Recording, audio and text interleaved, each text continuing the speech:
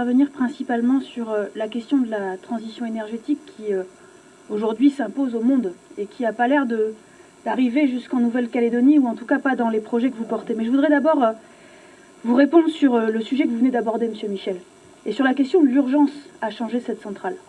Mais je voudrais vous rappeler que si on en est là aujourd'hui, si on en est au retard que nous avons pris sur la construction de cette centrale, c'est votre responsabilité. Et je me souviens parfaitement des propos de Philippe Gomès, à l'époque en campagne en 2014, qui disait « Moi, président, jamais il n'y aura d'accord pour un ICPE. Moi, à la tête de la mairie de Nouméa, pas en son nom, mais il parlait déjà au nom des autres, jamais il n'y aura de permis de construire. » Et c'est à cause de ça que nous avons perdu autant de temps, et à cause de ça que ce projet n'a pas pu être porté par Eramet. Je voudrais donc revenir sur la question de la transition énergétique, parce que je voudrais rejoindre Jacques Lallier quand il a dit qu'il regrettait que nous n'ayons pas eu un débat en amont, ici, sur les choix qui ont été faits.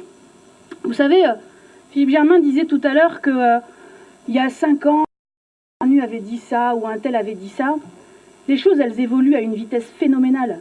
Il y a 5 ans, on n'était pas du tout dans la situation dans laquelle on est aujourd'hui. Et en plus, il y a 5 ans,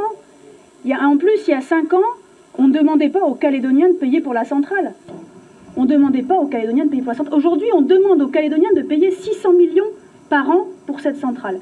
Et on ne demande même pas aux représentants de la population calédonienne de choisir. Et pourtant, il y a des choses qui existent dans le monde. Alors, Philippe Gomès parlait tout à l'heure dans son rapport de son expérience particulière dans le domaine de l'énergie. Mais votre expérience particulière dans le domaine de l'énergie, il aurait peut-être dû vous amener à aller voir ce qui se passe dans le monde.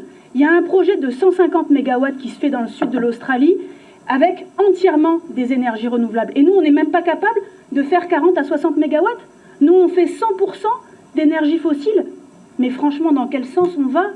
Dans quel sens on va?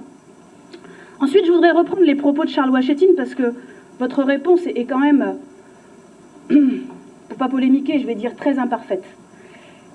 Vous dites, dans le schéma de l'énergie, vous dites 100% d'énergie renouvelable en 2030.